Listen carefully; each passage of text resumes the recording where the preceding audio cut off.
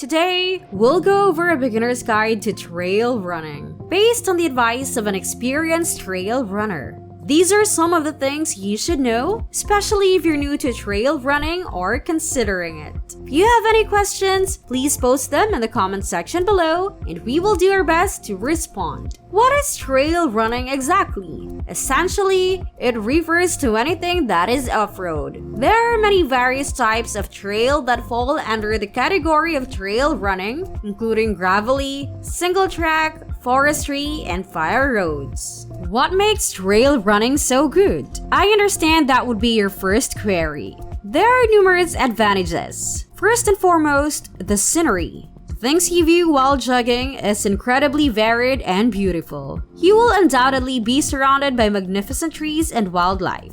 It's just so beautiful, so that's number one. It's also a great way to improve your muscles. It's a great approach to strengthen your ankles because you're jogging on uneven ground. Running and hiking up hills provide strength and benefits. Many people find that running on softer terrain is easier on their bodies because they don't take as much of a pounding as they would on tarmac or concrete. It's really great to run over soft and bouncy surfaces. And because there are so many hills, elevations, and changes in terrain, your pace is thrown out the window. So it's less about the pace and more about simply enjoying the outdoors and fresh air. All you need to get started with trail running is what you usually use for your runs. However, there are a few things that will make your trail running experience much more enjoyable, and they are as follows. The first is a good pair of trail running shoes. If you're running your trails in the summer, you may not need them and can get by with your regular road shoes, because the ground doesn't require as much grip. However, if your shoes have grip underneath them, such as lugs, you will benefit greatly and have a far more enjoyable experience, especially in the autumn and winter seasons. Another thing that we've found to be quite handy on the trails is carrying a pack in which you can store your water, snacks, and other items. Or you can get ones that go around your waist and are a little smaller and of a smaller capacity. There are actually a lot of options out there. Another item that comes handy is having a navigation system. It may be a watch that allows you to download routes so you don't get lost. Just a brief remark to say that if your watch doesn't have a navigation functionality, that's alright. You can always follow a pre-marked path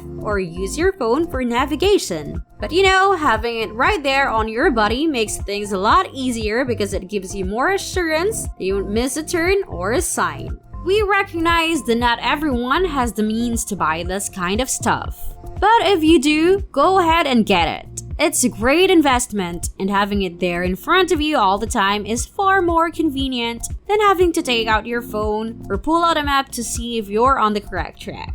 So, where should we begin our search for a safe place to run? Where can we find these paths to trail as starters? You can use the Strava heat maps tool in the route builder. So, if you're in a mountainous area, you may check out all of the routes. If you don't have a Strava subscription, you won't be able to see the heat map, but Garmin has a comparable feature that you can turn on that is essentially the same as the heat map. Another item on the kit list that we forgot to mention but that you might not have considered is obtaining some socks that are a little longer than regular ankle socks. When you are jogging in gravelly stone parts, they'll get in your socks and form a hole where your ankle bump is, which is quite painful. However, if you get into it a little longer, you'll not have to go through this, but the stones will still go into your shoes. So make sure to grab some socks that are a little longer than typical ankle length.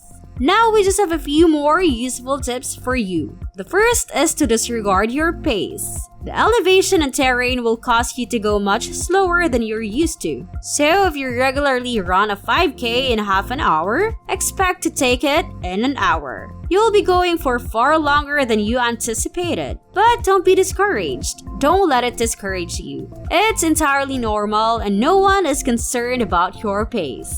Another thing to remember is to take frequent breaks to simply absorb your surroundings. When you first start out, you'll be staring down at your feet, making sure you don't trip over. So take 5 minutes every now and again. Simply take a moment to appreciate why you're doing this and everything around you. Make sure you walk the uphills. There's no shame in that. Save your energy for the downhills and then fly. The final and perhaps most critical element is safety. So in addition to carrying your water, gels, and food, it's extremely crucial to have some basic mandatory or equipment such as a waterproof jacket, a mini first aid kit with blasters, a bandage and safety pins, a foil blanket, earphone, and other useful items such as a buff or gloves to keep you warm in the cold because the temperature can change quickly, especially if you're out in mountainous conditions. Because the weather might change at any time, so it's always best to be prepared. And of course, keep yourself safe. If you have any questions about the video, let us know down in the comment section below. And if you want to learn even more about health and fitness, be sure to turn on your bell notifications so you'll get updated when we post new videos. If you liked the video, please click the like button and share it with your friends. Also, you can go ahead and click the subscribe button as well because we have tons of other videos on our channel that we think you'll enjoy. Thank you so much for watching all the way to the end. Have a blessed day and stay healthy, my friends.